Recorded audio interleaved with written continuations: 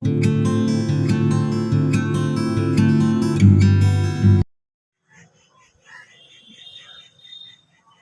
रोगों का कारण है कब्जी और कब्जी की दवा है सब्जी।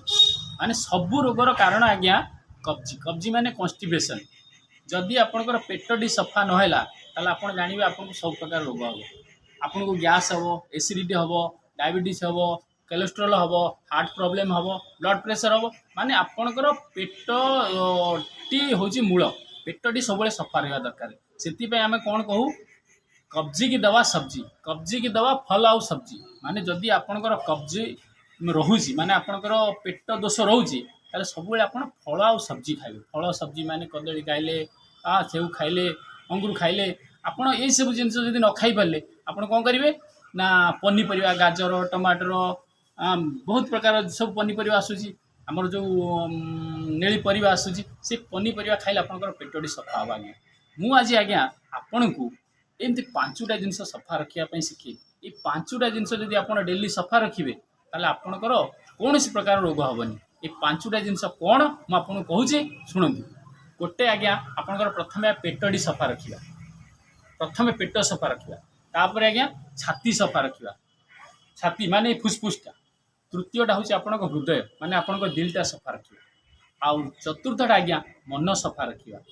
पंचमटा आत्मा सफा रखा। आत्मा भी गोटे जिनस अच्छे। ये पांचटा जिनस आज केमी सफा रखिए कौन कले आप पांचटा जिनस सफा रही। पांचटा जिनस सफा रहा आप केमी निरोग रे सुस्थ रे सुखी रे मुझे आपको कहबी। आपड़ ये जो यूट्यूब चैनल माधव गुरुजी की टिके सब्सक्राइब कर दिंतु। आमर ये वीडियोटा को लाइक कर दिंतु, शेयर कर दिंतु कारण आपको एमती बहुत बढ़िया बढ़िया वीडियो आगू देखापी मिल। ताले आरंभ करवा। आज पांचटा जिनस सफा रखा से पांचटा जिनस केमती कौन जाना। प्रथमटा कहली पेट सफा रखा। पेट सफा रखापी मुझे कहली सबुठ बढ़िया आप सब बेले फल पनीपरिया खाइबे। फलटा जब आप बहुत रेट 200 टका किलो आप पनीपरिया खाइबे। गाजर टमाटर बैगण भेंडी जहाँ जहाँ परिबा आपको उपलब्ध जहाँ जहाँ मिल सब आप जिनस खाइबे। पनीपरिया खाइले आपणकर सब बेले पेटटा सफा रहिबो।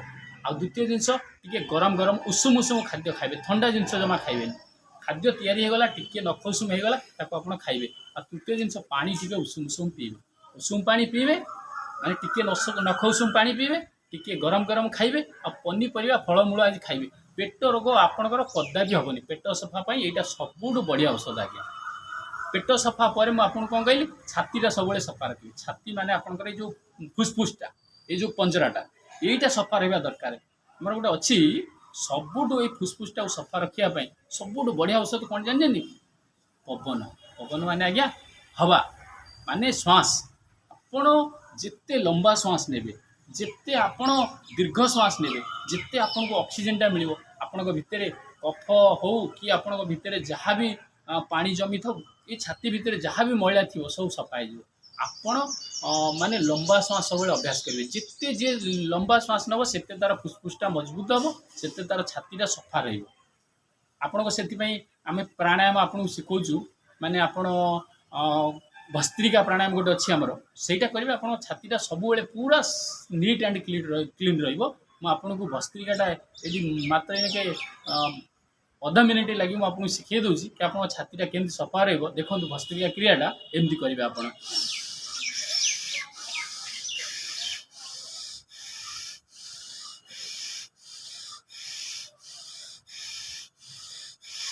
माने एमती लंबा लंबा श्वास नेबे लंबा लंबा छाड़े लंबा नेबे लंबा छाड़े यहाँ करेंगे। आप छातीटा पूरा सफा रहा बुझे।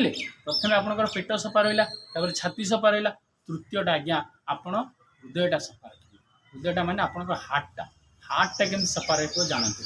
हृदयटा आप केमती सफा रहा आपड़ जब परिश्रम करेंगे आपड़ जब फिजिकल लेबर करेंगे आपन को जिते झाड़ हो आपंकर जिते टिके नाकू माने आपंकर पल्पिटेशनटा माने आपंकर हार्ट बीटा जो बढ़ो से आप जानवे आप हार्टटा अधिक मजबूत हो अधिक काम कर माने आप शारीरिक परिश्रम करेंगे टिके आप चलिए टिके काम करेंगे टिके आसन करेंगे टिके आपण झाड़ू करेंगे माने जहाँ आप परिश्रम करेंगे आपंकर हार्टटा भल आज्ञा मजबूत हम कम कर।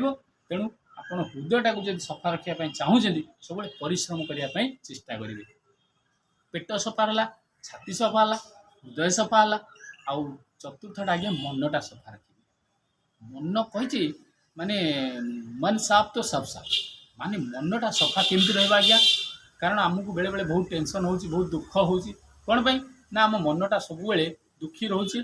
आम मन भितर बहुत गुड़ाए खराब चिंताधारा पशि जाऊँगी। मनटा केमती सफा रहा आज्ञा, मन को सफा रखा सब बढ़िया है आपड़ कि ज्ञान कथा शुणे, कि सत्संग शुणे, कि भल कथा शुणे। एने जमी मुझे कहूँ आप गोटे भल कथा शुणुं, आप मन में किसी प्रेरणा आसूँ ना नहीं, किसी सकारात्मक विचार आसूँ ना नहीं, यही जिनसा आज्ञा मनर औषध। जमी पेट पर आप खाऊँ सेमती मन पर आपड़ भी भोजन करेंगे। मन पर भोजन कौन ना ये सत्संगटा, ये ज्ञानटा। मनटा को आप सफा करेंगे, डेली टे सत्संग शुणे, टे भल जिन पढ़े, टे भल जिन देखिए, टे भल कथा शुणे, बुझे। पेट सफा है, छाती सफा है, हृदय सफा है, आपंकर मन भी सफा है। 5 नंबरटा आज्ञा आत्मा सफा रखिए।